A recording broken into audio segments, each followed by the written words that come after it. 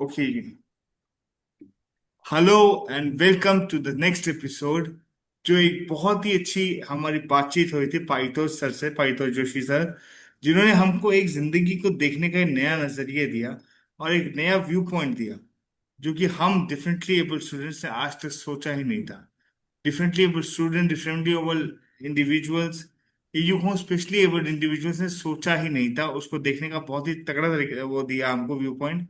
अगर आपने first episode नहीं देखा है तो आपसे मेरी हाथ जोड़ के विनती है कि प्लीज आप फर्स्ट एपिसोड देख लीजिए। इस सेकंड एपिसोड में पाइथन सर से बात करते हुए जो मेरा क्वेश्चन है कि डिजिटलाइजेशन एंड ई कॉमर्स जो अब जो है, लाइक, हमारे इस पूरी सोसाइटी का बिजनेस का एक वो बन चुका है, बूम बूम बन चुका है, एक कल्चर बन चुका है कि हाँ, हर चीज जो ई कॉमर्स में नहीं है वो बहुत ज्यादा बाहर हो चुकी है।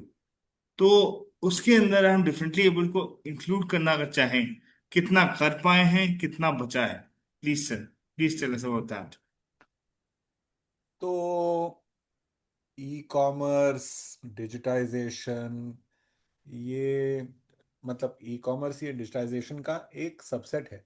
तो वो सबसेट से अच्छा हम अगर जो बड़ा सुपर सेट है, जो डिजिटाइजेशन, कंप्यूटराइजेशन, आर्टिफिशियल इंटेलिजेंस, ये जो पूरा टेक्नोलॉजी का क्षेत्र है, शायद उसके ऊपर ध्यान देना ज़्यादा मतलब फायदेमंद होगा। ये specific issue of e commerce वहाँ पे हम ज़रूर आएंगे, लेकिन let's look at the bigger picture, जो बड़ा जो इसका जो परिप्रेक्ष्य है वो पहले देखते हैं। तो पहली बात तो ये है कि ऐसी अनेक चीज़ें जो पहले अलग अलग कारणवश पीडब्ल्यूडीज को वंचित रखती थीं, वो चीज़ें अभी उनको साध्य हो गई हैं। एक ज़माना था जब एक मामूली सी बात ले लो कि आपको अगर लिखित संदेश कुछ भेजना है या कोई लिखित डॉक्यूमेंट अगर प्रिपेयर करनी है, तो मैंने देखा है, मेरे बचपन के काल से मैंने देखा है कि टाइपराइटिंग स्कूल्स में अक्सर विजुअली हैंडिकैप्ड बच्चे बहुत नजर आते थे। उनको स्टेनोग्राफर की नौकरियां मिल जाती थीं क्योंकि वो टाइपिंग बड़ी आसानी से कर लेते थे और बड़ी हाई स्पीड में कर लेते थे। तो कीबोर्ड से परिचय कि QWERTY कीबोर्ड क्या है, कीज कहाँ हैं, और वो टाइपराइटर पे कागज़ कैसे लोड करना है, उसको अगले कैरेज रिटर्न कैसे करना है, अगला पन्ना कैसे लोड करना है, उसमें कार्बन पेपर कैसे लगाना है, ये चीज़ें विजुअली हैंडिकैप बच्चों को बहुत जल्दी सिखाई जाती थी कि ये तुम कर सकते हो। हाँ, आज की तारीख में क्या है? आज की तारीख में आप जो बोल रहे हैं वो डायरेक्टली स्पीच टू टेक्स्ट हो जाता है। तो आपने कुछ बात कही, उसको तुरंत आप उसका टेक्स्ट निकाल सकते हैं। आपको उसको अलग कोई काम नहीं करना है। लिटरली आपको आपकी भाषा बोलनी है। जैसे जैसे भाषा वो कंप्यूटर के अंदर जा रही है, ऑटोमेटिकली उसका कन्वर्जन हो रहा है और एक टेक्स्ट डॉक्यूमेंट, एक वर्ड डॉक्यूमेंट आपके सामने बन जाती है। आज की तारीख में आपके पास चैट जीपीटी है, गैलेक्सी है। अगर आप कहते हैं कि मुझे ये विषय में ये प्रेजेंटेशन बनाना है, इसमें पहली स्लाइड में ये होगा, दूसरी स्लाइड में ये होगा, तीसरी स्लाइड में ये होगा, वो फटाफट उसके बाद में वो चैट जीपीटी या वो गैलेक्सी या जो भी है वो उसको बनाते जाता है। तो ऐसी अनेक चीजें हैं जो पहले असंभव थी, अकल्पनीय थी कि ये हो भी सकता है, जिनको अभी टेक्नोलॉजी ने सहज कर दिया है। अब मैंने अभी अभी कुछ दिन पहले एक देखा कि अभी ऐसे भी सुविधा बन गई हैं कि एक पैड है जिसमें ब्रेल का एक्चुअली पूरा ये आ जाते हैं, सिंबल आ जाते हैं। तो वो ब्रेल का पैड ऊपर नीचे होता रहता है। तो आप जैसे जैसे लाइन पढ़ते हैं, अगली लाइन आती है, वो उसके वो जो डॉट्स हैं वो ऊपर नीचे होते रहते हैं। तो यू आगे मीन टू ये say speech, you mean to say speech to braille conversion? Speech to braille, तो और टेक्स्ट टू ब्रेल। हाँ, text to braille is better. हाँ, जो टेक्स्ट मैं अभी पढ़ नहीं पा रहा हूँ लेकिन उसको मुझे पढ़ना है, और मुझे लेट्स से में मुझे हियरिंग हैंडीकैप भी है, तो मैं सुन भी नहीं सकता हूँ और मुझे विजुअल हैंडीकैप तो है ही, तो मुझे टेक्स्ट टू ब्रेल चाहिए। तो अभी ब्रेल के पैनल्स बनने लगे हैं जिसमें ऑटोमेटिकली ब्रेल ऊपर आता है नीचे जाता है, ऊपर आता है नीचे जाता है, तो लाइन बाय लाइन आप पढ़ रहे हैं। तो ये टेक्नोलॉजीज एक के बाद एक आती रहेंगी। तो जो चीज़ें अभी एक और एग्जांपल है कि नेविगेशन, विजुअली हैंडिकैप्ड पीपल को इधर उधर यात्रा करना, इधर से वहां जाना, ये बड़ी खतरनाक बात होती है, बड़े डर से भरी हुई बात होती है। अपने घर से बाहर निकलेंगे, तुरंत खतरे वहीं पे चालू हो जाते हैं। तो अभी इतनी सारी नई टूल्स आ रही हैं जिसके जरिए जो आपके सामने है, वो जैसे कि अभी ये नया जो गूगल ग्लास आया था, अभी उसके बाद में रेबैन और फेसबुक का एक कोलैबोरेशन, एक नया ग्लास आया है। तो ऐसा चश्मा पहनेंगे, उसके अंदर वो कंटिन्यूअसली आपके एनवायरनमेंट स्कैन कर रहा है और वो कंटिन्यूअसली आपको messages directly through your ears वो बता रहा है कि अभी सामने जो है इतने लोग हैं, आपके दाएं तरफ ये है, बाएं बाएं तरफ ये है, सामने गड्ढा है, यहाँ पे अभी पेडेस्ट्रियन क्रॉसिंग है, या आपको आगे जाना पड़ेगा। तो वो सारी सूचना आपको नेविगेशन कंटिन्यूअसली आपके कान में मिल रही है। स्टेप बाय स्टेप गाइडेंस है, स्टेप बाय स्टेप नेविगेशन है। तो बहुत सारी चीजें जो दुर्लभ थीं, जो असंभव थीं, वो चीजें टेक्नोलॉजी के जरिए एक एक करके वो सुलभ होती रहेंगी।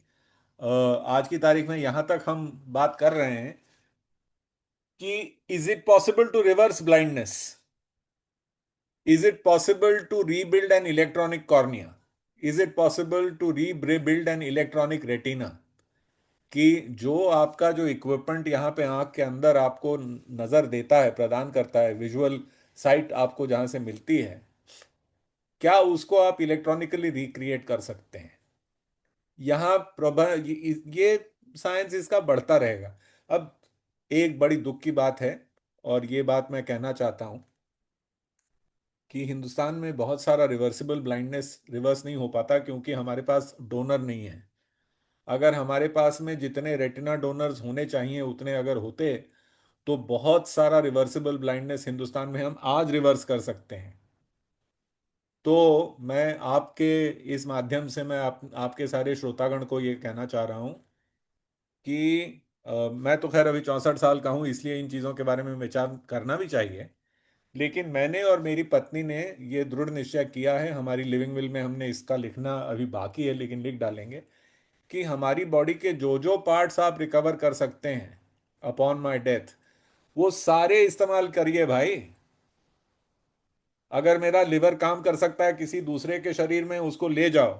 मेरी किडनीज अगर किसी दूसरे के काम आ सकती हैं, उनको ले जाओ। मेरा कॉर्निया अगर किसी दूसरे के आंख में लग सकता है, वो देख सकता है, उसको ले जाओ। जो जो ये अंदर माल जो भरा हुआ है, इसको वो चिता में रखने की कोई जरूरत नहीं है, यूज करो ना उसको। तो हिंदुस्तान में अगर हमने सिर्फ ये बात छेड़ दी कि upon death donate all the organs, कहां लेके जाओगे उसको? उसको जलाने के लिए लाया था क्या? वो अभी काम के काबिल है, उसकी क्षमता अभी बाकी है, कैपेसिटी चल रही है, वो अभी मशीन बंद नहीं हुआ है। आपका सेंट्रल मोटर बंद हो गया, सेंट्रल मोटर बंद हुआ, इसलिए इसका ये नहीं मतलब कि जो बाकी जो पुर्जे थे वो काम कर रहे हैं, उसको रिट्रीव करो ना। जब गाड़ी एक कोई पुरानी हो जाती है, तो उसको स्कैवेंजर्स आके उसको यूज करते हैं कि ये गियर बॉक्स है, ये ब्रेक प्लेट है, ये हब कैप है, ये टायर है, यूज कर सकते हैं उसको। अभी पूरा उठाओ, यूज करो। मेरे भी जो हब कैप हैं, मेरे भी जो टायर हैं, मेरे भी जो ब्रेक प्लेट्स हैं, गियर्स हैं, यूज करो ना उसको बाद में। अगर यही हमने कर डाला, और इसके लिए भी आपका डिजिटाइजेशन डिजिटाइजेशन का बड़ा काम आएगा। इस तरीके से अगर हम इसको प्रमोट करते रहें कि if you are in your 60s please donate everything, upon death retrieve everything, सब लेके जाओ, कुछ मत छोड़ो। वो अग्नि को भक्षण करने के लिए नहीं दिया है, उसको काम करो, उसको यूज करो। किसी दूसरे को अगर उसमें से अगर नेत्र मिले, किसी दूसरे को उसमें से अगर किडनी मिले, मेरा क्या खाक जाता है? खाक ही जाती है, वो खाक थोड़ी कम हो जाती है। तो मैं ये कहता हूं कि बहुत सारी चीजें रिवर्सिबल अभी हैं, जो अभी के साइंस में रिवर्स हो सकती हैं। बहुत सारी चीजें ऐसी हैं जिनको सपोर्ट आगे बढ़ता रहेगा, और इसके ऊपर शेप किसका होना चाहिए? हमारे पॉलिसी प्लानर्स का होना चाहिए, उसका अटेंशन होना चाहिए। आज की तारीख में दिक्कत यह है कि सभी कुछ इतना शॉर्ट टर्म हो गया है कि जो एक दूरदृष्टि की जो हम बात करते हैं कि मैं बहुत दूर की देखता हूं, आज की बात नहीं है। आजकल हमारे बड़े लोग जो हैं वो तो खैर 2047 की बात करने लगे हैं, पता नहीं उनके मन में क्या चल रहा है, ये बात और है। लेकिन मैं जो बात दूर की बात कर रहा हूं, मैं कह रहा हूं 5 साल 10 साल की तो बात करें। संभव जो चीजें हैं वो 5 साल में है, 10 साल में है, उसकी तो बात करें। उसके ऊपर तो अटेंशन आपका लाया जाए। और इसमें शायद एक जगह पर पीडब्ल्यूडी का जो वर्ग है उसमें वो उपेक्षित इसलिए भी रहता है कि उसने अपने आप को मजबूती से अभी एकत्रित करके सशक्त नहीं बनाया। मैं दूसरा एक उदाहरण लेता हूं, इसको एग्जाम्पल के तौर पर या मिसाल के तौर पर। 80 साल पहले बाबा साहेब अम्बेडकर ने दलित वर्ग को जोड़ा। 90 साल पहले, 100 साल पहले actually, in the 1920s and 30s उन्होंने दलित वर्ग को जोड़ने का एक कार्य वहां पे शुरू किया और दलित वर्ग को आत्मविश्वास दिलाया कि तुम किसी से कम नहीं हो, तुमको किसी से डरना नहीं। तो he said, educate, organise, agitate. पहले सुशिक्षित बनो, फिर अपने आप को ऑर्गेनाइज करो, उसके बाद में अपने हक के लिए एजिटेट करो। तो ये जो इनका जो गुरु मंत्र है, एजुकेट, ऑर्गेनाइज, एजिटेट, ये गुरु मंत्र को पीडब्ल्यूडी के लार्जेस्ट ग्रुप ने अपनाना बहुत जरूरी है। आपको ये दुनिया के सामने रखना ये बहुत जरूरी है कि हम कमजोर नहीं हैं और हम कम भी नहीं हैं। हम बड़ी संख्या में हैं, हम एकत्रित हैं, हम यूनाइटेड हैं। हम सबका उद्देश्य एक ही है कि हमको समाज में एक ही स्तर पे, आप जहां पर बाकी लोग हैं उसी स्तर पर हम हैं। हमारे अधिकार समान हैं, हमारे हक समान हैं, हमारी रिक्वायरमेंट्स, हमारी नीड्स सब कुछ समान है। आपको हमें हमारी समानता को स्वीकार करना पड़ेगा। तो अभी अक्सर लोग मजाक उड़ाते हैं लालू प्रसाद जी का। लेकिन एक बात मैंने मेरे बिहारी मित्रों से सुनी है, एक काम तो कम से कम लालू प्रसाद यादव ने जरूर करके दिखा दिया। उसने आज एक पूरे राज्य के एक उत्पीड़ित वर्ग को अपनी एक पहचान दिला दी। यही काम कांशीराम ने और मायावती ने उत्तर प्रदेश में किया। वो अभी डरते नहीं हैं, उनको अपनी अधिकारों का एहसास दिलाया। इसी प्रकार से दिस एजुकेट, ऑर्गेनाइज, एजिटेट का जो फंडा है, ये जो गुरु मंत्र है, ये मुझे लगता है कि ये PWDs would be very well advised not to be scattered. अब मैं यहां पर जाता हूं, एक डिसलेक्सिक्स एसोसिएशन है। डिसलेक्सिया भी एक इनविजिबल डिसेबिलिटी है, बहुत बड़ी डिसेबिलिटी है।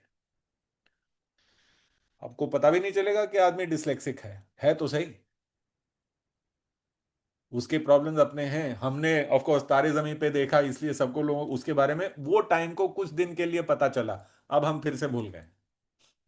लेकिन वो डिसलेक्सिक एसोसिएशन वो अलग है, एनएबी कुछ अलग है, फिर डेफ म्यूट के लिए संस्था कोई और है, फिर फिजिकली हैंडिकैप्ड लोगों के लिए कुछ और है। और वे एक दूसरे के साथ में उनका कोई ना संपर्क है, ना संबंध है, ना एकजुटता है। लेकिन अगर अपना विषय लोगों के सामने प्रस्तुत करना है तो एकजुट होना भी जरूरी है। अगर सारे पीडब्ल्यूडीज अगर एकजुट हो जाते हैं, सडनली उनकी पूरी संख्या का एक आकार हमारे सामने आ जाता है कि भाई हम 10 15 20 मिलियन की बात नहीं कर रहे हैं, ये 15 करोड़ लोग हैं। अब बोलो, अब इनसे टक्कर लेनी है तो अब ढंग से करो, अपनी बात संभाल के करो, समझ के करो। बहुत अच्छी बात बोली आपने कि एक उंगली कुछ नहीं कर सकती, लेकिन पांच नहीं, उंगलियां मिल जाते हैं, मुट्ठी होती है। लेकिन ये बहुत एक अच्छी बात उंगलियां एक बोली। दूसरे से बात भी नहीं कर रही हैं अभी फिलहाल तो। वो तो इतनी भिन्न है, उनको पता भी नहीं है कि हाथ में और बाकी चार उंगलियां हैं। ये अवेयरनेस ही नहीं है। अब अगर मैं बोलूं तो, अगर आप जानते हो तो एक हमारे एक डिफरेंटली एबल्ड है, आई एम बैंगलोर के वो अलुमनाई हैं, अच्छा। विनीत सराय वाला। विनीत अच्छा। सराय वाला उन्होंने एक स्टार्टअप शुरू किया था हमारे लिए, जैसे कि जिसका नाम था atypical advantage. Atypical advantage is like, मतलब बहुत बड़ी चीज बन चुकी है आज की डेट में वो, in the world of providing jobs to we we people. तो फैंटास्टिक। अब ये बहुत बड़ा एक एटीपी वो है, वेब पोर्टल है। आई डोंट नो आपको, अगर मतलब मुझे बहुत अचंभा हो रहा है कि आपको नहीं मालूम, पर ऐसा जो बिल्कुल, because unfortunately I don't know. Because I ये विल बहुत बड़ी सर्टनली चीज गो है। And have a look. I will certainly go and have a look. And now the main factor is कि अगर कोई स्टार्टअप होता है, मैं आपसे एक दो क्वेश्चन मैं पूछूंगा। अगर कोई नया स्टार्टअप होता है, तो स्टार्टअप के लिए जो एक तो हो गया जो आम जनता होती है, एक हो गया हम डिफरेंटली एबल्ड, इन दोनों के लिए अगर देखा जाए तो आप क्या अपनी एडवाइस देनी चाहेंगे इन दोनों के लिए, मेन तो इंपॉर्टेंट थिंग्स रिक्वायर्ड। एक बात तो मतलब एक मेरा भी, मुझे भी कुछ एक दो अवसर मिले जहां पर मैंने स्टार्टअप्स के साथ में थोड़ा बहुत काम किया है। तो उनको शुरुआती दौर में थोड़ा गाइडेंस की ज़रूरत होती है, मेंटरिंग की ज़रूरत होती है, समझदारी, बिल्कुल, मतलब प्रौढ़ता की समझदारी की ज़रूरत होती है, मेच्योरिटी की ज़रूरत होती है। अक्सर ये जो बच्चे होते हैं बहुत ही नौजवान होते हैं, उनका दुनिया का अनुभव कम होता है, तो प्रैक्टिकल नॉलेज की ज़रूरत होती है। तो ऐसे मुझे एक दो अवसर मिले हैं जब मैंने छोटे छोटे स्टार्टअप्स के साथ काम किया। उसमें से एक स्टार्टअप तो बहुत बड़ा हो गया है, खैर I am very proud of that.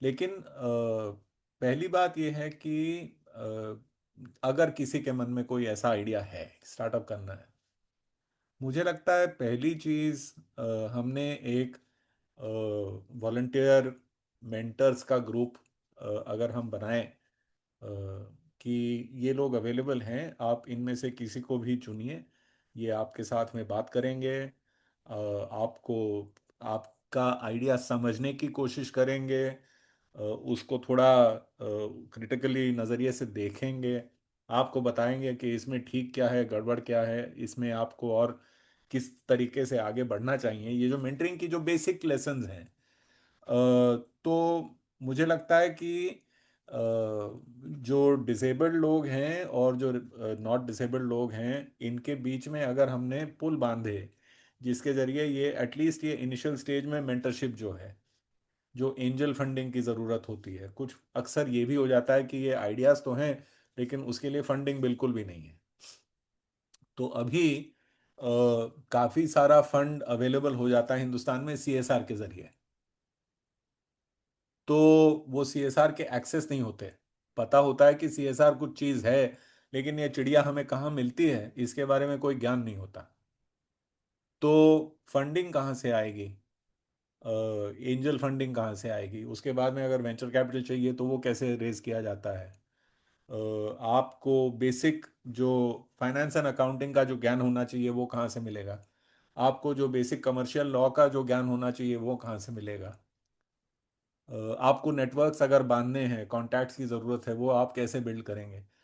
तो मैं समझता हूँ कि इसमें सबसे ज़रूरी, सबसे महत्वपूर्ण मुद्दा है कि आप एक मेंटर्स का एक एक कम्युनिटी बनाएं, जो ऐसे लोग हैं, मेरे जैसे लोग हैं, जो मतलब एक तरीके से रिटायर हो चुके हैं या रिटायरमेंट की तरफ बढ़ रहे हैं, जिनके पास में अभी वो फारिग हो गए हैं काम से, तो उनके पास में खाली टाइम है, और जो ऐसे कॉन्वर्सेशन साधना चाहते हैं जो अभी तक उन्होंने ज़िंदगी में नहीं किए।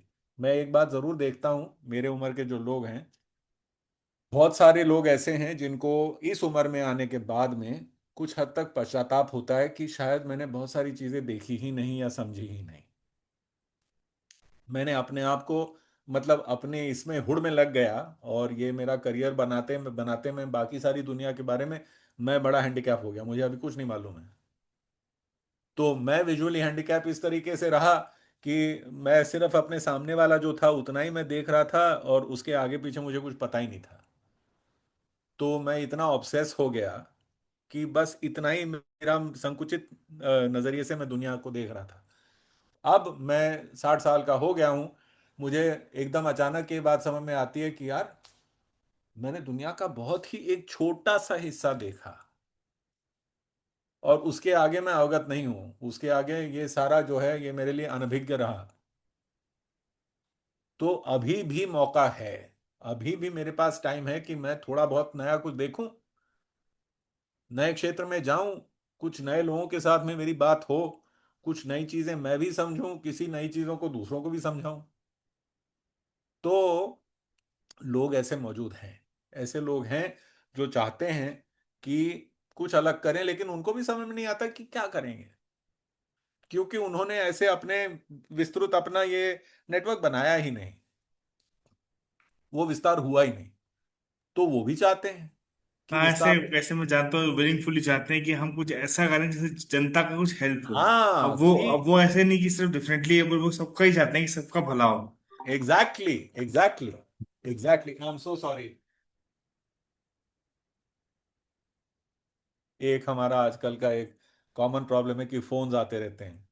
तो अभी मुझे लगता है कि सबसे जरूरी बात है कि अगर ये एम्बिशन लोगों के मन में है, ये इच्छा है कि आगे बढ़ने की, मुझे मैं अपना कुछ करना करूंगा, तो मुझे एंटरप्रेन्योर बनना है, मुझे नौकरी नहीं करनी, और मेरे पास कुछ आइडिया है। तो एक नेत्रहीन बच्चा है जिसके सामने साथ में अभी काम करता हूं। तो वो कोली कम्युनिटी का है, फिशरमैन कम्युनिटी का है। उसका मैंने पीएचडी का उसका जो थीसिस वो एडिट कर रहा था, तब मैं उसके साथ में जुड़ा था। ये अभी रिन्यूएबल एनर्जी के बारे में सोच रहा है। ये अभी सोच रहा है कि वो अपने renewable renewable energy projects fish effluent से शुरू करेगा। मैं कहा बड़ा बढ़िया आइडिया तुम्हारा। अब उसके पास में एक कम से कम इतना तो साधन है कि वो आकर मुझसे मेरे साथ बैठकर इस बारे में चर्चा कर सकता है कि क्या लगता है आपको, कैसे होगा। तो वो आता रहता है, बीच बात में आता है, हम उसके बारे में विस्तार से बात करते हैं। दो तीन बारी बातें हुई हैं, और भी आगे चलेंगे। फिर अगर वायबिलिटी स्टडी करनी है तो उसको एक प्रोटोटाइप बनाना पड़ेगा, उसके लिए उसको इन्वेस्टमेंट की जरूरत होगी। मैं उसको लोगों के पास ले जाऊंगा, उसको जो 10 12 15 लाख की जरूरत होगी उसका प्रबंध हो जाएगा। उसके बाद में स्केल अप की बात आएगी, फिर उसको एंजल फंडिंग की जरूरत होगी, फिर वेंचर कैपिटल की जरूरत होगी।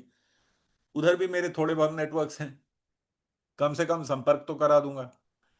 तो इसी प्रकार से आपको मेंटरिंग सपोर्ट की अगर व्यवस्था कहीं से शुरुआत की, इसका एक पाथ बनाया, इसका एक मार्ग बनाया, मुझे लगता है कि बहुत सारे लोग मिल जाएंगे जो अभी मतलब सेवानिवृत्त होने की कगार पर हैं, और आगे उनको अभी कुछ समझ नहीं आ रहा कि आगे मैं करूंगा क्या। रिटायर तो हो जाऊंगा, पैसे की कोई प्रॉब्लम नहीं है, लेकिन करूंगा क्या, how do I make my self valuable. इतनी जल्दी तो मैं बूढ़ा तो नहीं हुआ, सिर्फ 60 साल का हो गया इसका नहीं मतलब कि मैं बूढ़ा हो गया हूं। तो ऐसे लोग बहुत सारे मिल जाएंगे जो अपने आप को रीइन्वेंट करना चाहते हैं, वो भी मतलब देखना देखा चाहते जाए हैं तो, मैं कि अगर मैं छोटी छोटी टिप्पणी करना चाहूँ तो पुण्य हर कोई कमाना चाहता है। पुण्य सिर्फ एक एग्जैक्टली, दिव्यांग एग्जैक्टली। बच्चे की मदद करके नहीं है, पुण्य एक जरूरतमंद की भी सहायता करके है। हमारे तो यहाँ ये पर ना, जो आपने कहा बहुत सही है। हमारे यहाँ पर जो जो अ, जीवन के जो चार भाग हैं, जो हम अ, ननिहाल से लेकर क्या कहते हैं, वानप्रस्थ के बाद में आता है सन्यास। तो बचपन, बटुक, उसके बाद में गृहस्थ, उसके बाद में वानप्रस्थ, उसके बाद में सन्यास। जो वानप्रस्थ आश्रम जो है, उसकी कल्पना मुझे बड़ी अच्छी लगती है। उसकी कल्पना ये है कि मैंने जो भी प्राप्त किया इस समाज से ही मुझे मिला है, मेरे घर से मिला है, समाज से मिला है, मेरे परिजनों से मिला है, मुझे आसपास जो लोग मिले उनसे मिला है। तो मेरा इसमें कुछ अपना नहीं है। इसको गांधी जी ने ट्रस्टीशिप नाम दिया था। तो ये मुझे सिर्फ मेरा न्यास है, मेरा ट्रस्ट है। और मैं जब बूढ़ा हो जाता हूं तो ये मेरे अपने साथ नहीं ले जा सकता, क्योंकि ये मेरी संपत्ति नहीं है। ये संपत्ति समाज की है। जो मेरा ज्ञान है, जो मैंने सीखा है, ये मेरा, ये निजी दौलत नहीं है, ये दौलत समाज की है। और ये दौलत मुझे समाज को वापस करनी ही चाहिए किसी भी हालत में। इसको मैं अपनी कब्र में नहीं ले जा सकता। तो वानप्रस्थ आश्रम क्या है? मैंने कुटिया बनाई। कोई भी आता है विद्या अर्जन करने के लिए, उसको मैं स्वीकार करता हूँ, वो मेरा शिष्य बन जाता है। वो मेरे मुझे जो माले चीजें मालूम है, मैं उसको सब बता देता हूँ।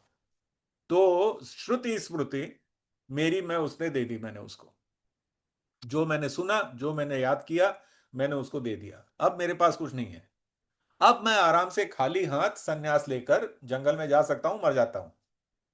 लेकिन अपने साथ में कुछ नहीं लेके गया, सब खाली कर दिया। जो जेब भरी थी और जो दिमाग भरा था, वो सारा वापस कर दिया। तो मैंने अपना हिसाब, जो मेरे ऊपर जो ऋण था, समाज का ऋण था, वो समाज का ऋण उतारने का एक ही तरीका है, सब वापस कर दो, अपने साथ कुछ मत लेके जाओ। तो हम जो ऋणी हैं, उस ऋण का अगर हमको हिसाब करना है बराबर, तो हम सब लोग मेंटर बन सकते हैं। सर अब इतने इन सब के बाद अगर मैं एक पॉइंट बोलना चाहूँ, तो जैसे मैं हूँ, हमने भी आपको बताया कि देवास की वॉइस, देवास बहुत बड़ी जगह है, आरबीआई का वहाँ पे मालूम है। प्लांट है। तो देवास की वॉइस एक कॉन्टेस्ट था, उसके अंदर हमने पार्टिसिपेट। अब मैं आऊंगा शो बिजनेस की तरफ। आखिरी क्वेश्चन है मेरा, और ये मैं बहुत देर से टच नहीं कर रहा था, बट मन में था कि नहीं ये तो पूछना चाहिए। हमको देखा जाए तो, जो हम मैंने वहां पे देखा देवास की वॉइस में, मैं अल्प दृष्टि से आता हूँ, अल्प दृष्टि है मुझे। मगर वहां पे जो थे वो, मतलब कई लोग थे, 80%, 90%, इनफैक्ट 100% ऑल्सो। और 100% में एक लड़की थी, वो मतलब इतना अच्छा गाती थी। मतलब वो म्यूजिक कंपटीशन ही था देवास की वॉइस, तो म्यूजिक कंपटीशन था, बहुत अच्छा गाती थी। हम मैं भी गाता था, हम सबको वहाँ के जो कलेक्टर थे उन्होंने अवार्ड दिया था। एंड मुझे देखा जाए तो, मैं मैंने आपको बताया कि मैं इंडियन आइडल, एमटीवी, इनसे एमटीवी रोडीज, इनसे मैं दोनों दोनों हिस्से देखे हैं। एक्शन के बाद मैं डेफिनेटली एबल्ड हुआ, तो मैंने वो भी देखा है और ये भी देखा है। इसमें जब मैंने देवास की वॉइस देखा तो मुझे अवार्ड मिला। मुझे एक और अवार्ड मिला है कि विकलांग होने के बावजूद मैंने 100% विजुअल डिसेबल के लिए बहुत वो सोशल वर्क किया है, उनकी बहुत सहायता की है, ताकि वो वो सब ले सकें। लेकिन यहाँ पे बोलना चाहूंगा कि जो ये शोबिज है, सिंगिंग एंड ऑल, इसके अंदर को हमारे यहाँ बहुत लोग आते हैं, बहुत लोग आते हैं सर, मतलब। मालूम तो है। तो शोबिज में आप कैसे, किस तरह से हम हम किस तरह से पार्टिसिपेट कर सकते हैं, इसका एक बहुत वो है। तो अ, मैं कहीं और से एक, मतलब एक मिसाल लेकर इसका थोड़ा सा एग्जाम्पल देना चाहूंगा। थोड़ा विचित्र है, थोड़ा मजेदार है, थोड़ा इसमें मतलब अ, व्यंग भी है। तो एक कम्युनिटी ऐसी भी है जिसको ड्रैग बोलते हैं। यानी कि पुरुष जो स्त्री के पोशाक में अपने आप को घूमना पसंद करते हैं, या महिलाएं जो आप महिलाओं को तो पुरुष का वेश पहनना कोई बड़ी बात नहीं है, क्योंकि शर्ट पैंट तो सभी पहन लेते हैं। लेकिन पुरुष जब महिला का वेश धारण करता है, तो उसमें थोड़ा सा लोगों को जरा अजीब लगता है। इसमें अजीब कुछ नहीं है। ये बात कालांतर से चली आ रही है हमारे यहाँ पर। नाटकों में स्त्री पात्र करना, अभी हमारे महाराष्ट्र के एक बहुत बहुत बड़े कलाकार हो गए जिनका नाम था बाल गंधर्व। बाल गंधर्व को, उनको ख्याति कहाँ मिली? क्योंकि वो स्त्री रोल्स करते थे, स्त्री भूमिकाएं अदा करते थे। और उन्होंने पिक्चरों में भी स्त्री की भूमिकाएं अदा की हैं, जो बिल्कुल शुरू, मतलब फाल्के के दौर के जो पिक्चर हैं, उसमें पुरुष ही आते थे, उसमें महिलाएं अभी तक आई नहीं थी। महिलाओं का रोल भी पुरुष करते थे। तो और ड्रैग यहाँ पे एक, मैं एक छोटी सी टिप्पणी करना चाहूंगा, मैंने रामलीला में भी हनुमान जी बना हाँ हूं मैं, हाँ, कुंभ कर, वहां पे भी जो क्या स्त्रियों का बात है, रोल होता था वो यही करते थे। क्या बात मैं है। सीता तो तो, रेगुलरली महिला नहीं थी, एक पुरुष ही होता था। जी मैंने ये भी तो देखा है। तो ड्रैग में एक रू पॉल नाम का एक कोई एक आदमी है न्यूयॉर्क में। उसने कहा कि ये ड्रैग को डरे डरे छुपे छुपे रहने की क्या जरूरत है, उसको हम दुनिया के सामने लेके आते हैं। ये हम निडर होकर दुनिया को बताते हैं कि ड्रैग है क्या। कि ड्रैग की परंपरा क्या है। लोग जब महिला का वेश अपनाते हैं, भूमिका अपनाते हैं और वापस समाज में घूमते हैं, तो उनका मतलब किस विचार से जाते हैं, इसमें संकोच की भावना नहीं होनी चाहिए। अगर मुझे स्त्री का पोशाक करके बाहर जाना अच्छा लगता है, अपना अधिकार है, मैं जा सकता हूं। बाय द वे, मैं अभी 3 हफ्ते पहले लंदन में था और ये प्राइड परेड हो रही थी एलजीबीटी की, because June is pride month ना। तो प्राइड परेड हो रही थी, उस दिन मैं लंदन में था। तो लंदन में मैं एक अंडरग्राउंड, मतलब ये जो ट्यूब है उनकी सबवे, उसमें यात्रा कर रहा था। और उस दिन प्राइड का वो परेड का दिन था, और अचानक एक आदमी, पुरुष, ट्रेन में आता है। इतना खूबसूरत उसने अपना पोशाक किया था। He was wearing a gown, beautiful gown. Sir के ऊपर ऐसे बड़े बड़े फेदर्स लगे हुए थे, ब्यूटीफुल मालाएं पहनी हुई थी, इयररिंग्स थी, हाथों में चूड़ियां, ब्रेसलेट्स और हाई हील्स, स्टिलेटोज नीचे पाँव के।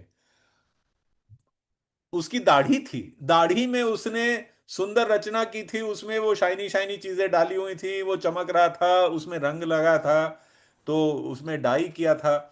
बड़ा खूबसूरत था, अद्भुत था। तो आप उसको तिरस्कार की भावना से देख सकते हैं या एस्थेटिक की भावना से देख सकते हैं। मैं उसको मात्र एस्थेटिक की भावना से देखता था और कहता था यार बड़ा कमाल का आदमी है। और इसका सेल्फ कॉन्फिडेंस भी देखो, ये डरता नहीं है। क्यों डरे? हक है उसका, उसको मैं नहीं रोक सकता हूं, उसका अधिकार है। तो जिस तरीके से ये रू पॉल ने ड्रैग को पूरे दुनिया के सामने रख दिया, रू पॉल्स ड्रैग रेस नाम का उसने कार्यक्रम चालू कर दिया टीवी पर और यूट्यूब पर। और वो इतना अभी पॉपुलर हो गया है, दुनिया भर में फैल गया है। सब जानते हैं रूपॉल ड्रैग रेस क्या है। ये तो ड्रैग कम्युनिटी है। अगर कोई आप में से ही ये तय करे कि जैसे इंडिया हैज गॉट टैलेंट, या ये अभी सिंगिंग के इतने सारे सारेगामा से वो सिलसिला चालू हुआ है, और इंडियन आइडल आया, इंडिया हैज गॉट टैलेंट आया, कितने सारे कार्यक्रम आए हैं। अगर आपने उसका एक फ्लेवर बनाया, the handicapped has got talent, PWD has talent, India has PWD talent,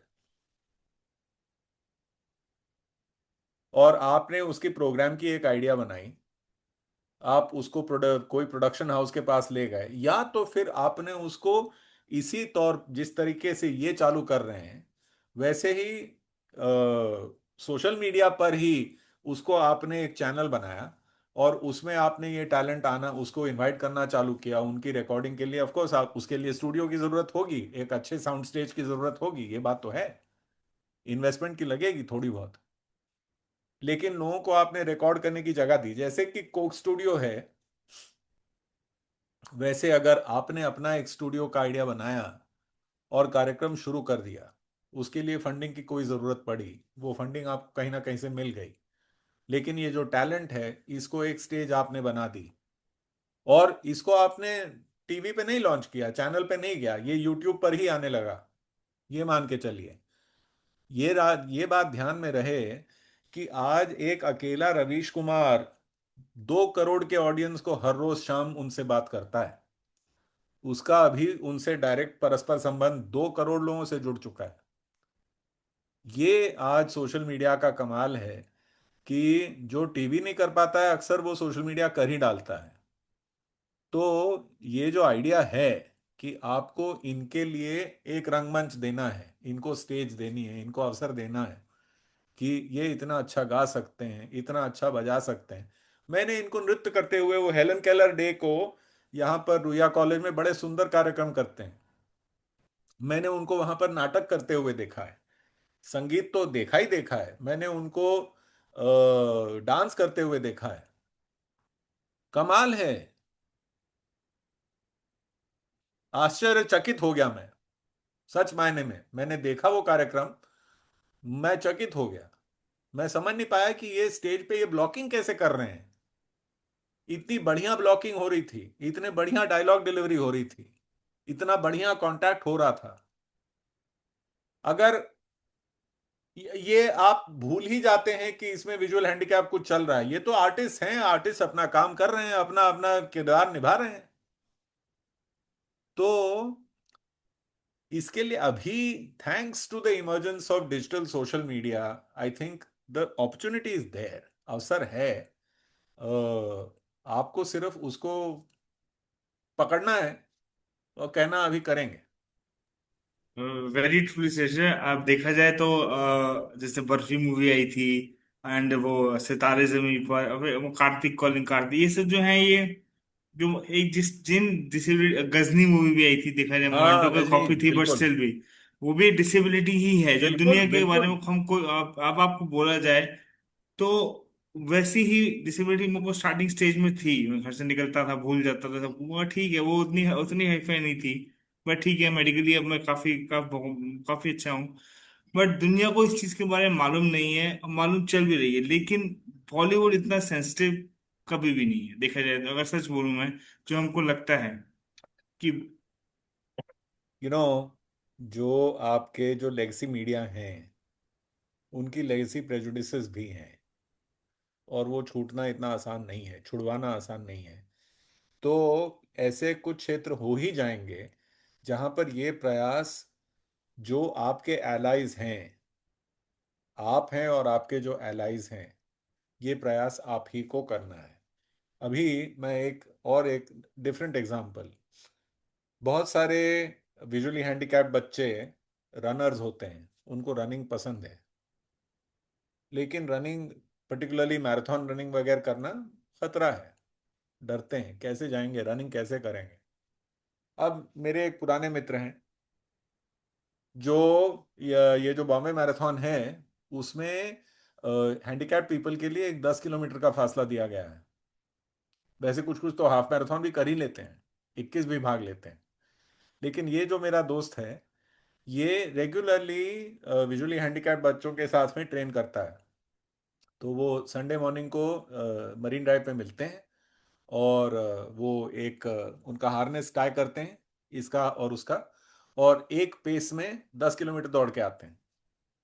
ये इनका संडे अब का प्रैक्टिस सेशन अब तो होता है। अब अगर देखा जाए तो डेफिनेटली अब ओलंपिक्स भी शुरू हो गए हैं, उसमें वो इंडिया वो तो काफी कब अच्छा से किया हैं, था। बहुत पैरालंपिक्स काफी, बहुत पुराने जमाने से हाँ, हैं। पैरालंपिक अभी काफी हाँ, अच्छा किया था, इंडिया बहुत। परफॉर्म भी किया था। हाँ, कमाल का खेलते हैं, लेकिन ये मैं बड़ी मामूली सी बात बोल रहा हूँ बॉम्बे मैराथन के बारे में। तो अभी मैराथन में बहुत सारे विजुअली हैंडिकैप बच्चे हैं, जिनको रनिंग अच्छी लगती है, लॉन्ग डिस्टेंस रनिंग कर लेते हैं, और अब उनके लिए सपोर्टर्स मिल गए हैं, तो उनके साथ में ये रनिंग करते हैं। तो ऐसे आपको एलाइज मिल ही जाने हैं, जो आपके साथ में ऐसी चीज में आपका सपोर्ट, आपको उत्साह देंगे। लेकिन इसकी आपका मतलब जो है, ट्रेडिशनल मीडिया से आप ज्यादा एक्सपेक्ट ना करें। वो बाद में आके उछल जाएंगे कि हाँ हाँ हाँ, अब हमें करना है। उसी, उनको बनी बनाई पकी पकाई खीर चाहिए। उनको खीर बनाने की इच्छा नहीं है, वो फॉर्मेट खरीद के लाते हैं। ये इंडियाज गॉट टैलेंट हमारा फॉर्मेट है नहीं। ये मिलियनेयर जो हमने जिसका करोड़पति किया, वो हमारा फॉर्मेट नहीं है, किसी और कंपनी ने किसी और देश में किया था। और उसका इतिहास मैं अच्छी तरह से जानता हूं, क्योंकि मैं स्टार में था। तो बच्चन साहब को, हमारे स्टार वाले जो लोग हु थे, become billionaire, there was a TV show if I am not wrong, then who it's will still there, become, who wants to be a millionaire, that is the show. या तो जब बच्चन साहब को ये पटाने की कोशिश हो रही थी कि आप आइए और इसके होस्ट बनिए, हमारे कुछ लोग उनको लंदन लेके गए, और जहां लंदन में यूके का who wants to be a millionaire, UK का शूटिंग जहां पे होता था, उस स्टूडियो में इनको लेके गए और उनको दिखाया कि ये कार्यक्रम है, और ये जो काम वहां पर जो कर रहा है एंकर, वो आपको करना है। मुझे बताया गया कि उनको उस सीट में बिठाया गया, जो होस्ट की जगह होती है केबीसी में, जो वहां पे मिलियनेयर की थी, और पूरा वो जो लाइट वाइट जो होता है, वो जो ड्रामा होता है, वो सब उनके लिए किया गया कि भाई देखिए ये है। उसके बाद में जब हिंदुस्तान लौट के आए, तब सोच विचार करने के बाद उन्होंने हामी भरी। लेकिन ये रेडीमेड जो है प्री पैकेज माल को हम परोसते हैं, हमको नई आइडियाज करने में बड़ा डर लगता है।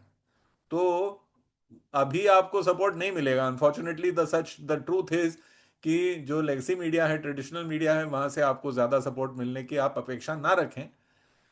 उससे बेहतर यही होगा कि ये आइडिया आपका बहुत बेहतरीन है कि शोबिज में अभी हमको हर किस्म का अगर डाइवर्सिटी हम देखना चाह रहे हैं तो उसमें पीडब्ल्यूडी भी आने की सख्त आवश्यकता है। I agree with you.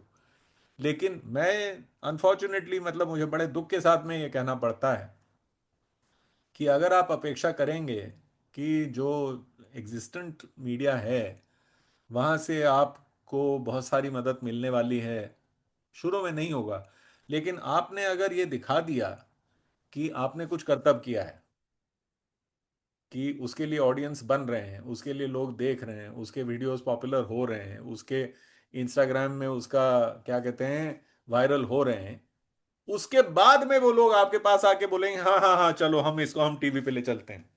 Yes, you need to show your worth कि हाँ भाई बंदा जनता को अट्रैक्ट कर रहा है हाँ ना, तो व्यूअरशिप अट्रैक्ट कर रहा है ना। हाँ। तो अब मैं देखा जाऊं सर, तो मैं एक बार बोलना चाहूंगा, अब तक की जो डिस्कशन हमने की, हमने बहुत कुछ सीखा आपसे, बहुत कुछ देखा। हमने देखा एक न्यू व्यू पॉइंट देखा दिव्यांगता की तरफ। उसके बाद बिजनेस की टैक्टिक्स आपसे सीखी। उसके बाद एंड में एक शोबिज जो हर एक दिव्यांग का या किसी का भी, उनका भी एक सपना होता है, उसके बारे में भी कह सकते हैं कड़वा सच है, जो भी है सच सुनने में आया कि बहुत कुछ हो सकता है, बट अपनी वर्थ आप शो करो, अपनी वर्थ आपको दिखानी पड़ेगी। ये हमने सीखा आपसे। बिजनेस व्यू पॉइंट से भी हमने बहुत कुछ आपसे सीखा कि सब कुछ आएगा, लेकिन आपको एक मेंटरशिप का जो आपने बताया, बहुत तरीका, एक अच्छा तरीका बताया कि हमको मेंटर ढूंढना पड़ेगा जो हमको बता सके बिल्कुल। किस किस डायरेक्शन में जाना है। और आपने हाँ। अपना वो दिया कि हाँ आप भी ऐसा करते हैं, मतलब ये हमारे लिए बहुत बहुत खुशी की है, बहुत ही जिसे कहते हैं कि आपको एक धन्यवाद वाली बात है। अब अगर मैं देखा जाऊं तो जनता को, अपने व्यूवर्स व्यूवर्स को बताना चाहूंगा कि पारितोष सर एक बहुत ही एलीट क्लब के मेंबर हैं। देखा जाए तो वो जितने भी हम चैनल सी पे देखते हैं उनके हेड रह चुके हैं। साथ में इंडिया के प्रीमियम को बी स्कूल से वो आते हैं।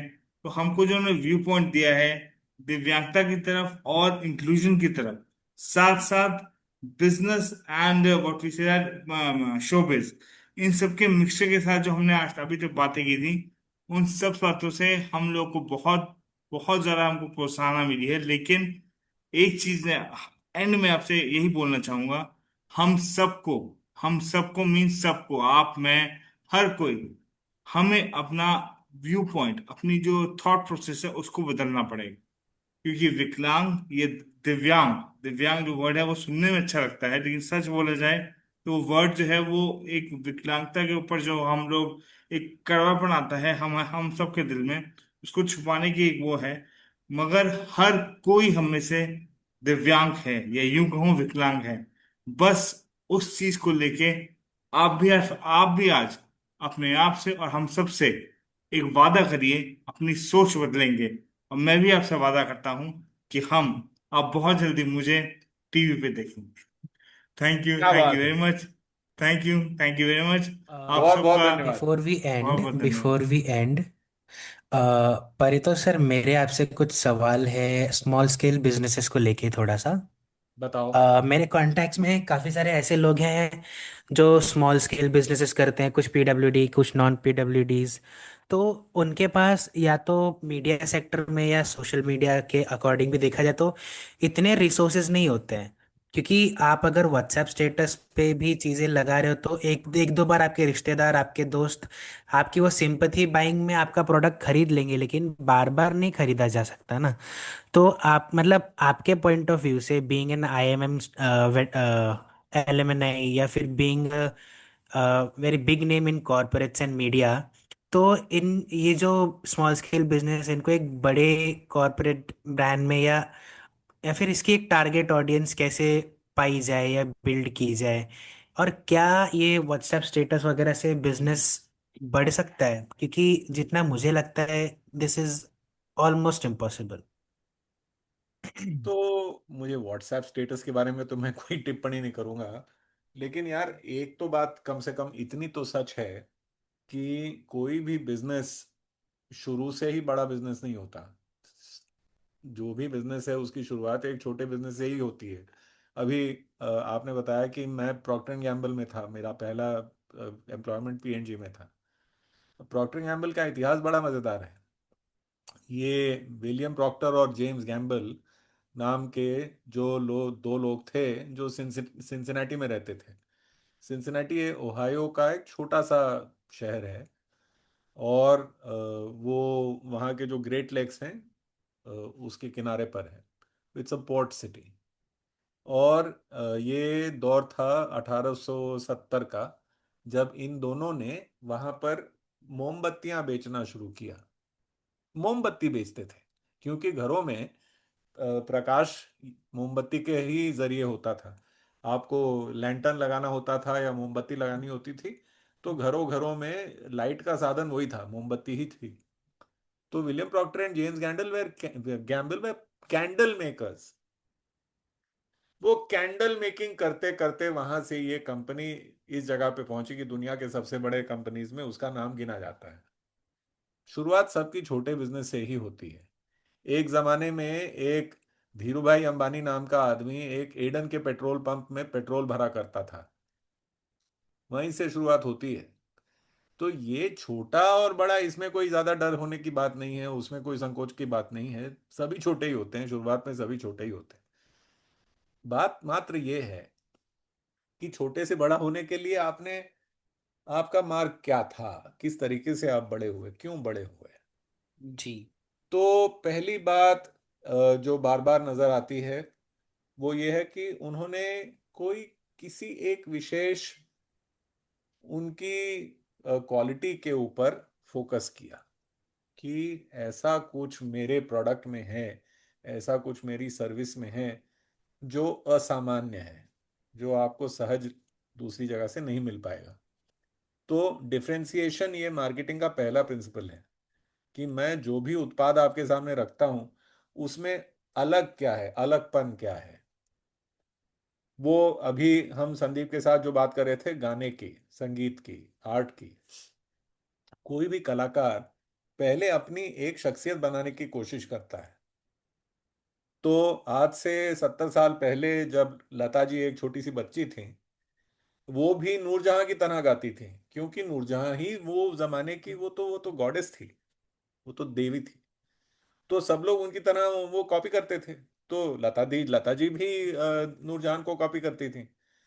फिर धीरे धीरे उनके मन में ये कॉन्फिडेंस आया कि सिर्फ कॉपी नहीं हूं मैं किसी दूसरे की फीकी फोटो कॉपी नहीं हूं, मैं जीरोक्स नहीं हूं, मेरी अपनी शख्सियत मुझे बनानी पड़ेगी। अब उसकी छोटी बहन, लता जी की छोटी बहन जब आशा आई, वो अपने बहन को कॉपी करती थी। फिर आशा को ये समझ में आया कि नहीं नहीं, इससे काम नहीं बनेगा, अगर मुझे अपना कुछ काम करना है तो दीदी से अलग होना पड़ेगा, मुझे अपनी एक पहचान बनानी पड़ेगी। तो चाहे आप कला ले लीजिए, या कॉमर्स ले लीजिए, या प्रोडक्ट्स ले लीजिए, जो भी ले लीजिए, आपको अलगता, अपना एक अलग भाव, अपना एक अलग पहचान आपको बनाना बहुत जरूरी है। तो ये सिर्फ मैंने व्हाट्सएप पे 4 स्टेटस डाल लिए उससे कुछ नहीं होगा। मैं अगर एक कोई खास प्रोडक्ट है, कोई विशेष प्रोडक्ट आपके मन में है, तो पहले तो आप ये सोचिए ना कि ये जो मैं बेचने की कोशिश कर रहा हूं उसमें जो उपभोक्ता है वो है कौन, उस उपभोक्ता की रिक्वायरमेंट्स क्या हैं। तो मार्केटिंग ये एक प्रोसेस है। विपणन कहते हैं हिंदी में, पता नहीं क्यों मुझे उसका अर्थ समझता नहीं है, लेकिन विपणन कहते हैं।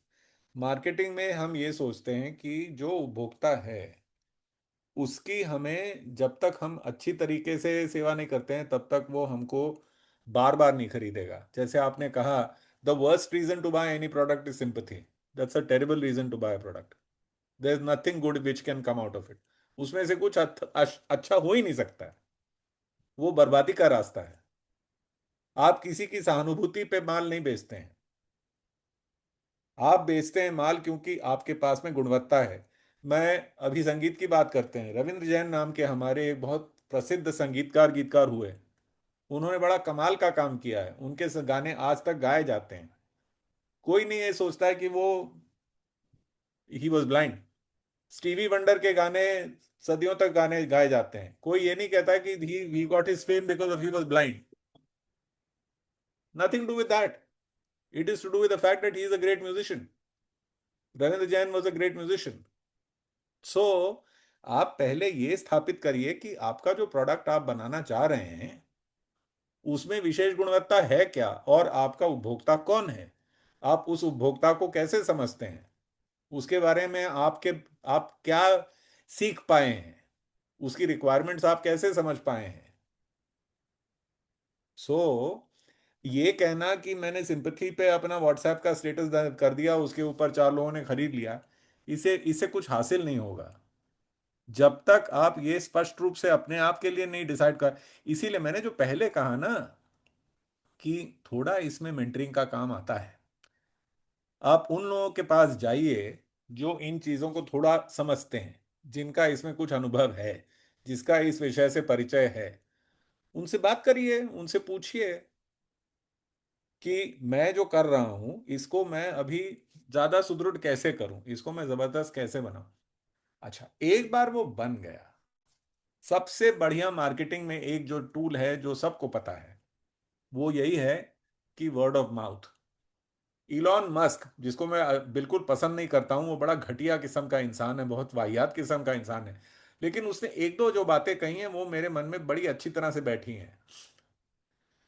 उसने टेस्ला बनाई, टेस्ला को एडवर्टाइज नहीं किया, बना के मार्केट में डाल दी, लोगों ने उसको देखा, ऐसी गाड़ी उन्होंने कभी पहले देखी नहीं थी, उस गाड़ी में वो बैठे, उस गाड़ी को स्टार्ट किया, ऐसी गाड़ी को उन्होंने कभी पहले अनुभव नहीं किया था, ऐसा कुछ भी सड़क पे नहीं था जिस तरीके से टेस्ला थी। मैं अपना अनुभव बताता हूं। आज से 14 साल पहले पहली बार मैं सैन फ्रांसिस्को में मेरे मित्र के टेस्ला में बैठा। अद्भुत एक्सपीरियंस था, सच में कमाल का एक्सपीरियंस था। मैंने उस तरीके की, मैंने बहुत सारी मर्सिडीज, बीएमडब्ल्यू, ये वो सब गाड़ियों में बैठा हूं, लेकिन टेस्ला का अनुभव कुछ एकदम ही अलग था। उसने एडवर्टाइज किया ही नहीं, बहुत सालों तक उसने टेस्ला को नहीं एडवर्टाइज किया। उसने कहा लोग जिसका अनुभव लेंगे, उनके साथ जो बैठेगा, वो उसको पता चलेगा ये क्या कमाल की गाड़ी है। तो अब सब लोग टेस्ला तो नहीं बना सकते हैं, उसके लिए जो इन्वेस्टमेंट चाहिए नहीं, हमारे पास नहीं होता है। लेकिन जो भी आप काम कर रहे हैं, जो भी आपका प्रयास है, उसमें आपकी विशेष गुणवत्ता है क्या, और उसमें ग्राहक का रिक्वायरमेंट क्या है, और ये दोनों आप जोड़ पा रहे हैं कि नहीं जोड़ पा रहे हैं। अगर इन दोनों को आपने जोड़ दिया ना, वो ग्राहक ही आपका मार्केटर बन जाता है। वही लोगों को जाके बताता है कि यार ये चीज तुमने अपनानी चाहिए, इसको तुमने ट्राई करना चाहिए। उसके बाद में आपको ये हर महीने की, अब इसको मैं आगे कैसे लेके जाऊंगा, हर महीने इसको धक्का मार मार के, nothing sells on push, ultimately things only sell on pull. जब तक उस तरफ से उसका आकर्षण नहीं आता है तब तक आपका माल बिकेगा नहीं, तब तक वो फोर्स होगा, पुश होगा। आपको पुश को पुल में अगर रूपांतरित करना है, ट्रांसफॉर्म करना है, तो उसके लिए ये बड़ा जरूरी है कि वो जो ग्राहक है, जो उपभोक्ता है, वो उसको पूरी तरह से अपने लाइफ में अपना ले। एक बार ही वो अपना लेता है तो सिर्फ अपने लिए सीमित नहीं रहता, वो दूसरे के पास, तीसरे के पास, चौथे के पास भी पहुंच ही जाता है। So the heart of marketing to me has always been understanding the need, understanding the consumer, and finding a superior answer to that need. Very well said sir, very very well said. जैसे कि आप सब लोगों ने देखा कि हमारे जो पैनल के बंदे हैं उनका भी कितना इंटरेस्ट आ रहा है सर की बातों में, वो सर से क्वेश्चन पूछ रहे हैं। अब मुझे लगता है कि हम जो क्वेश्चंस हैं वो बाद में पूछ सकते हैं। हमारे एक बच्चे हुए हैं, जुल्फिकार जी। अगर उनका कोई क्वेश्चन हो तो वो भी पूछ सकते हैं, क्योंकि उनका भी उतना ही वो बनता है। बट मैं ये बोलना चाहूंगा, अब अगर जुल्फिकार जी आपको क्वेश्चन है तो पहले आप पूछ लीजिएगा, उसके बाद मैं एंडिंग देना चाहूंगा। जुल्फिकार जी, क्या कोई क्वेश्चन है कि हम प्रोसीड करें? जुल्फिकार जी शायद है नहीं, तो मैं ये बोलना चाहूंगा आपकी। संदीप सर। जी। जी। तो सर एक्चुअली ये क्वेश्चन मेरा जो था ना, मैंने जब पूछा, ये पूछना ज़रूरी इसलिए था क्योंकि एक और चीज़ आपने अभी जैसे पहले पार्ट में आपने डिस्कस किया था कि सीएसआर फंडिंग्स के बारे में आपने डिस्कस किया था। तो हम्म। सर एक और सवाल ये है कि काफ़ी सारे जो पीडब्ल्यूडीज है, जैसे बिजनेसेस करते हैं, है ना, जैसे आपने बोला पीएनजी के जो फाउंडर्स हैं वो इनिशियली दे वो कैंडल सेलर्स। तो मतलब सीएसआर फंडिंग लाइक क्योंकि वो लोग इतनी चीजें जानते नहीं हैं, जैसे जो काफी सारे हैं जिनकी एजुकेशन इनकम्प्लीट है या फिर ढंग से कंप्लीट नहीं है, तो उनको इन सब चीज़ों का कहीं ना कहीं नॉलेज नहीं होता कि सीएसआर क्या है और बाकी चीज़ें जो भी बिजनेस रिलेटेड होती हैं। तो उनको गाइड करते हुए आप क्या कहना चाहेंगे, और वो इन सब चीज़ों के लिए लाइक कहाँ और किससे क्या कंसल्ट कर सकते हैं और कैसे हेल्प मिल सकती है? मैंने शायद वो पहले भी एक बात कही कि आपको अगर आप खोजने लगें, और ये भी एक अपने आप में एक बड़ा बढ़िया प्रयास बन सकता है कि आप एक पैनल बनाइए ऐसे लोगों का जो डिसेबिलिटी वाले लोगों को मेंटरिंग प्रोवाइड करें। ये प्रयास बहुत बढ़िया प्रयास बन सकता है। एक हमारी दोस्त है, नौजवान है, जिसका नाम है उमेहानी बगासरा वाला, खुद विजुअली हैंडिकैप्ड है, और उसने अभी एक पूरा एक सेना निर्माण करके रखी हुई है जो बच्चों को राइटिंग करती है, उनके उमे एग्जाम्स की हानि को मैं राइटिंग जानता करती हूँ, उमे हानि को मैं जानता हूँ, she is very good friend of mine. है। Amazing yes woman. Yes, so मैं I am from Pearls of Vision. हाँ, यस। हाँ, पर्ल्स ऑफ तो Vision, yes yes yes. Umehani ने अपने बल पर ये एक सेना बना दी है लोगों की, जो आज सिर्फ बॉम्बे में नहीं तो बॉम्बे में, कल्याण में, ठाणा में, पूना में, बैंगलोर में, यहाँ तक कि गुड़गांव में भी उनके वॉलंटियर्स आज मौजूद हैं। तो अगर कोई विद्यार्थी को राइटर की ज़रूरत होती है तो ये पर्ल्स ऑफ विजन के जरिए उसको कांटेक्ट कहीं ना कहीं मिल ही जाता है। राइट। उसने ये सेना अपने बल पे खड़ी की है। मैं ये कहता हूं कि उसी तरीके से अगर कोई आप में से सोचे कि मैं एक मेंटर्स की सेना शुरू करना चाहता हूं, जहां से हमारे जो विजुअली हैंडिकैप्ड लोग हैं या दूसरे पीपल विद डिसेबिलिटीज हैं, उनको अगर मेंटरिंग की जरूरत है, तो यहाँ पर हमको कोई ना कोई मेंटर मिल ही जाएगा। ये बड़ा बढ़िया कार्य होगा, और ये आप कर भी सकते हैं। और ये अगर आपने किया तो ये सवाल का जवाब मिलना आसान हो जाएगा। वेरी वेल सेड सर, पहल हमको ही करनी पड़ेगी। आपने बहुत ही अच्छी बात बोली है कि अ, जैसे कि संदीप सर, जी सर, मैं आपसे एक क्वेश्चन ये पूछना चाहूंगा। सर, हालांकि मैं थोड़ा सा पिछले एपिसोड की तरफ से क्वेश्चन है मेरा। सर, जैसा कि हमने पिछले एपिसोड में शुरू शुरू में इंडिया की आर्थिक तरक्की पे डिस्कस किया था, और ये डिस्कस किया था कि आज निवेश जो है उतना आ नहीं पा रहा है, हम्म। और या फिर सर हम स्थिति देखते हैं कि डॉलर के मुकाबले रुपया अभी देता जो जाता है। करंट, हाँ, करंट स्टेटस है वो 96 रुपए पे रुपया रुका हुआ है। सो सर, यहाँ पे हमारी सरकार की ओर से या फिर कुछ जो विशेषज्ञ हैं वो बयान देते हैं कि रुपया अगर गिर रहा है तो कोई बात नहीं, इसमें अमेरिका का ये वैश्विक टैरिफ की वजह से है, या जैसे ही ईरान वॉर सुधरेगा तो रुपया चढ़ना शुरू हो जाएगा, या फिर हमारी फाइनेंस मिनिस्टर भी अजीबो गरीब बयान देती हैं। और सर, दूसरा क्वेश्चन सर मेरा आपसे ये है कि हमने आप उस दौर से भी गुजरे हैं सर, जब आपने देखा कि 1991 में हमारी अर्थव्यवस्था आर्थिक स्थिति ऐसी थी कि हमें रिजर्व बैंक को जो है गोल्ड जो है बेचना पड़ा अपना, और हमें अमेरिका की एक ऐसी शर्त माननी पड़ी कि हमें इराक वॉर के समय में अपने कुछ एयर बेस पर उनको अपने प्लेन लैंड कराने की परमिशन देनी पड़ी, तभी हमें आईएमएफ से कर्ज मिला। लेकिन सर, कुछ विशेषज्ञ ऐसा मानते हैं कि चीन आज हमसे आगे इसीलिए है कि चीन ने जहां 1970 में अपनी इकोनॉमी खोल दी थी दुनिया के लिए, वहीं हमने 20 साल लगा दिए अपनी इकोनॉमी को दुनिया के लिए खोलने के लिए, यानी 1991 में जाके हमने अपनी इकोनॉमी खोली है। तो सर, इन दोनों ही प्रश्नों का मुझे उत्तर दीजिए कि सर, जिस तरीके से सरकार इस सिचुएशन को आज की टैकल कर रही है, निवेश कम हो रहा है, या फिर रुपया गिर रहा है, कुछ रिपोर्ट्स में तो ये भी कहा जा रहा है कि फॉरेन एक्सचेंज रिजर्व जो है हमारे पास बहुत ही कम बचा है। और सर, दूसरा ये कि क्या आप भी ऐसा मानते हैं कि चाइना की तरक्की का मेन कारण यही है कि उन्होंने अपनी इकोनॉमी हमसे 20 साल पहले ही जो है दुनिया के लिए खोल दी थी? यदि ऐसा है तो सर, क्या इसकी वजह रही कि हमें अपनी इकोनॉमी खोलने में आजादी के बाद 40 से 50 साल लग गए विश्व के लिए? क्या हम वो दूरदृष्टि नहीं समझ पाए? जुल्फिकार, तुमने जो सवाल जुल्फिकार जी पूछा है, बड़े तगड़े क्वेश्चन करते हैं, ये दिल्ली यूनिवर्सिटी के civics and politics post graduate हैं। नहीं नहीं, वो तो मैं देख रहा हूँ, लेकिन दिक्कत इसमें यह है कि ये बहुत विस्तृत विषय है, जिसका मतलब अगर हम इसकी अभी चर्चा करने लगे तो शायद ये तो 10 बज जाएंगे। तो ठीक। मैं संक्षिप्त में एक आध चीज कहूंगा, उसके बाद में अगर ये चर्चा करना चाहते हो तो हम अलग से करेंगे, लेकिन ये आज समय शायद इसके लिए पर्याप्त नहीं है। लेकिन जुल्फिकार, सवाल तो बड़ा बढ़िया है। पहली बात तो मैं एक फैक्ट चेक तुम्हारा करूं, चाइना ने अपना मार्केट 1970s में ओपन नहीं किया।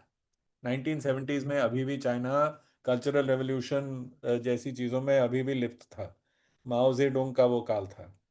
तो जब तक माओ जेडोंग का देहांत हुआ, उसके पहले चाइना में ये डेंग शाओपिंग के काल से वहां पर परिवर्तन चालू हुआ।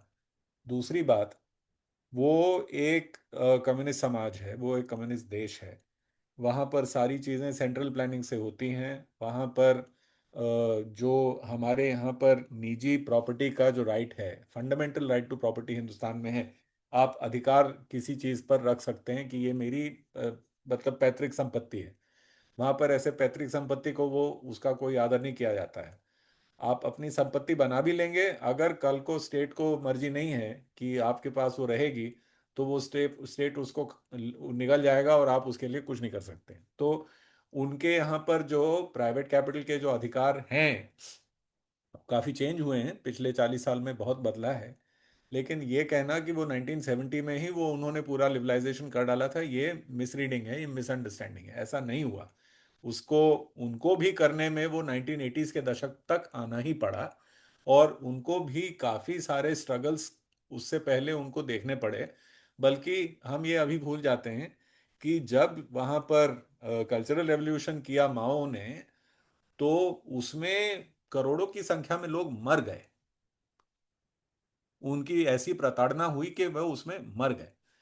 तो हमारा उनके साथ में, और दूसरी बात, ना केवल ये है कि वो एक कम्युनिस्ट समाज है, दूसरा ये भी है कि उन्होंने उनकी सारी जो माइनॉरिटीज हैं, चाहे वो लिंग्विस्टिक माइनॉरिटीज हों, रिलीजियस माइनॉरिटीज हों, सबकी आवाज़ बंद कर डाली है, सबके अधिकार खत्म कर डाले हैं। तो पूरा वहां पर का उनका जो वर्चस्व है, वो उनके जो मैंडरिन चाइनीज का है, वो उसको वो एक के ऊपर एक के बाद एक सबके ऊपर वो थोपते जा रहे हैं। आज की तारीख में इंडिपेंडेंट आइडेंटिटीज वहां पर रखना, जैसे कि तिब्बती आइडेंटिटी है, उसको प्रिजर्व करना, ये उनके लिए बहुत बड़ा ये चैलेंज है कि कैसे हो पाएगा। इसलिए तो तिब्बत में अभी तक इतना, मतलब अभी तक उनका गवर्नमेंट इन एग्जाइल हिंदुस्तान से चलता है। तो पहले ये कहना कि वो 70s में उन्होंने कर डाला और हमने 90s में किया, तो हम बहुत 40 साल लेट हुए, I think that's a misunderstanding. वो इतना आसान काम नहीं है। दूसरी बात, हमारे यहाँ पर वो कम्युनिस्ट व्यवस्था नहीं है। हमारे यहाँ पर एक हम लोकतंत्र हैं, हम गणतंत्र हैं, तो हमारी व्यवस्था अलग है। हमारे यहाँ पर चुनाव का कोई मतलब होता है, हम अपने प्रतिनिधि को भेजते हैं, उसके जरिए गवर्नमेंट बनते हैं। एक पार्टी पूरे सारे जो हैं हमारे संसाधन हैं उसको वो कंट्रोल नहीं करती है, सेंट्रली हम एडमिनिस्टर नहीं करते हैं।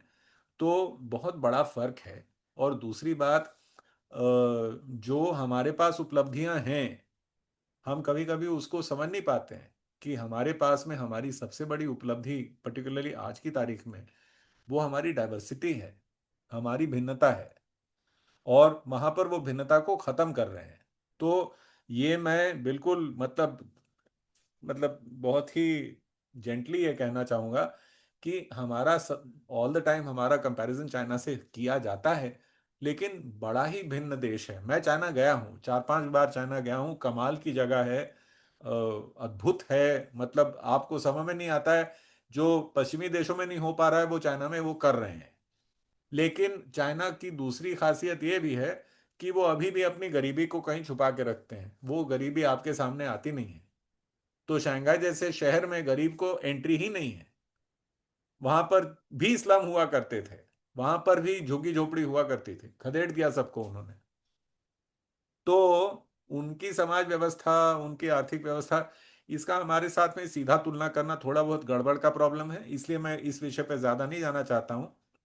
मुझे ये लगता है कि हर देश, हर समाज, हर संस्कृति एक अपना एक मार्ग तय करती है, जो हमने अपने कॉन्स्टिट्यूशन में किया है, हमने अपने संविधान में जो किया है, जो गणतंत्र का किया है, जो लोक सत्ता का किया है, वो हमारे लिए वो बहुत सही और उचित निर्णय था। वो हमारे लिए सही विकल्प था, हमने उसमें कोई गलती नहीं की।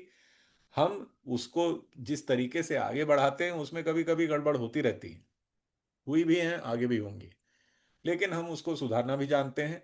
और उसका सुधार जो होता है वो मतदान के जरिए होता है, पहले भी हुआ है, आगे भी होता रहेगा। तो ये विषय थोड़ा अलग है, वो जो आर्थिक सामाजिक विषय इसमें जो बंधे हुए हैं, इसको अनपैक करना इतना इतना मतलब ये 15 मिनट का काम नहीं है।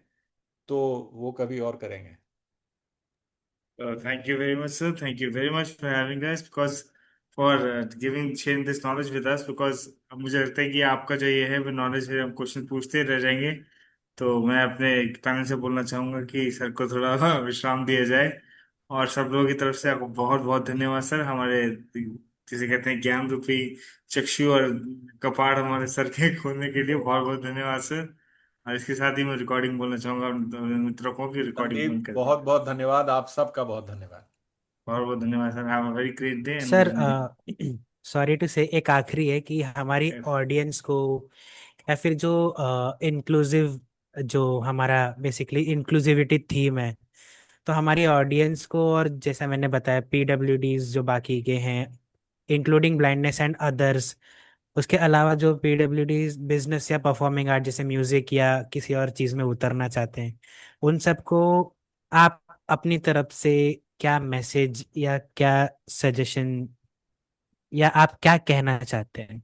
ये लास्ट होगा तो मेरी तरफ से। मेरी मेरी किसी को उपदेश उपदेश देने की मेरी ना हिम्मत है ना औकात है, लेकिन मैं ये जरूर कहूंगा कि अक्सर सबसे बड़ी बाधा बाहर से नहीं, अंदर से ही हमारी होती है।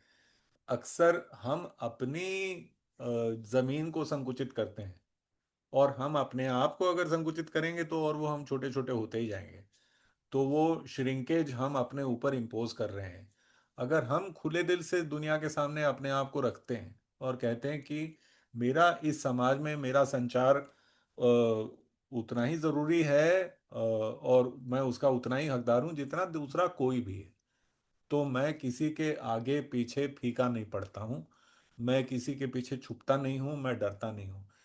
तो प्रॉब्लम यह है कि अक्सर जिन लोगों को इस चीज को बचपन से जूझना पड़ा, उसको एक्चुअली उनके मन में ही एक शंका की भावना बचपन से ही डाली जाती है, या डल जाती है, या ढल जाती है, कि वो देखते रहते हैं कि मैं कहीं अलग हूँ, मैं भिन्न हूँ, या मैं कमजोर हूँ, इसलिए मैं सशक्त नहीं हो सकता।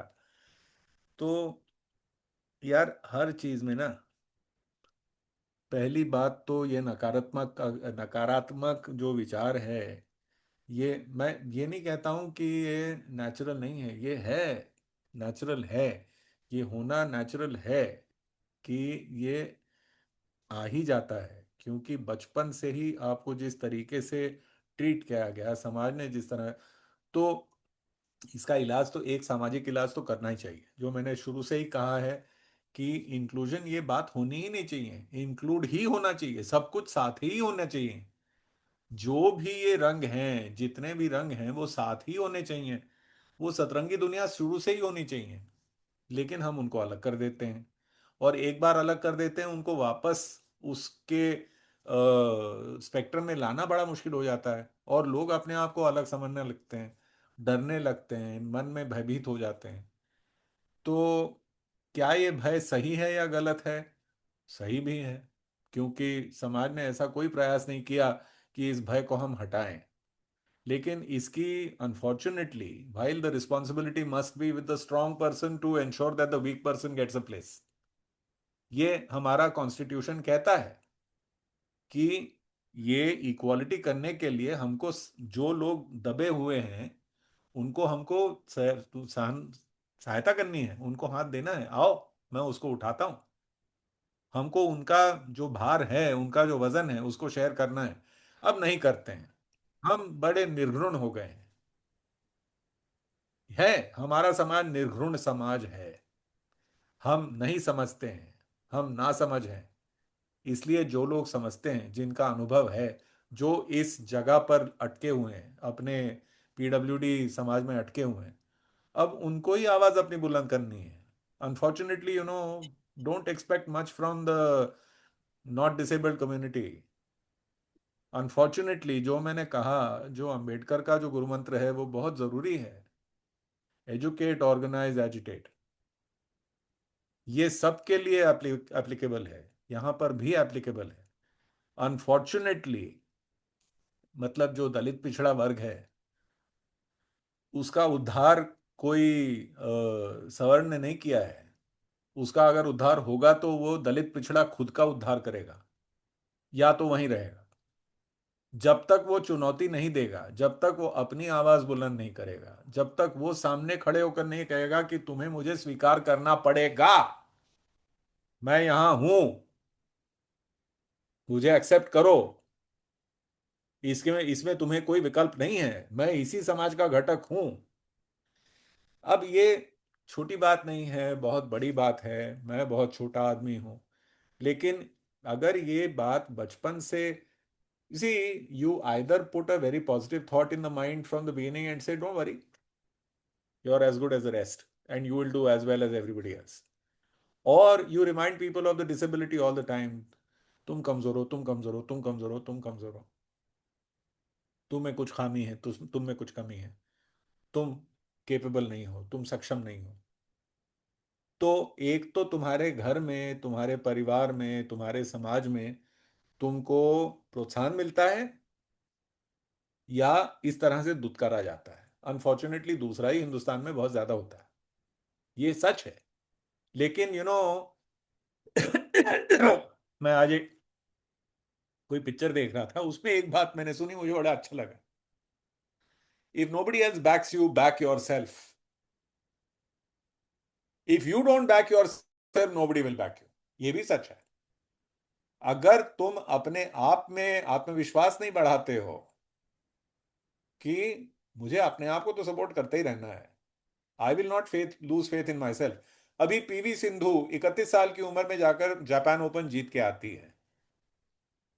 लोग समझते थे कि उसका करियर खत्म था। नहीं खत्म हुआ ना। वहां पे गई और उसने भी यही बात कही। वो कहती है कि उसकी किसी क्रिकेटर से बात हो रही थी, शायद सहवाग से या पता नहीं किससे, और उसने पूछा कि how do I learn to win again, how do I, and that person से learn to enjoy your game again. You are not enjoying your game. अब तुमको मजा ही नहीं आ रहा है। तुमको वो बैडमिंटन में अभी कष्टप्रद हो रहा है, उसमें तुम्हें वो जो पहले जिस आनंद से, खुशी से तुम उसको अपनाती थी, वो तुम्हारा कहीं खो गया है। अगर उसको तुम वापस ढूंढ लोगी, फिर से जीतना हो जाएगा। She did that and she won the Japan open. Back yourself. तो thank you sir, thank you very much. अब तो कोई क्वेश्चन है तो सर को जाने देते हैं हम। आई गेस हमको अपने सारे क्वेश्चंस के आंसर मिल गए हैं। मैं सर का ईमेल आईडी सर को बोल दूंगा, अगर वो चैट, अगर वो चाहेंगे शेयर करना, ताकि हमको कोई भी क्वेश्चन हो उनसे पूछने के लिए, तो हम उनको शेयर कर सकते हैं। Thank you much sir, thank you very much, have a it was pleasant, very very privilege to speak to you. Thank you very much, you absolutely really delighted. Made us proud. Thank you very much sir. Thank आपने you. दिमाग के दरवाजे सारे खोल दिए। Thank you much sir, good day चलो, sir. Take thank you, care guys, all of you. Thank you very much. Thank you.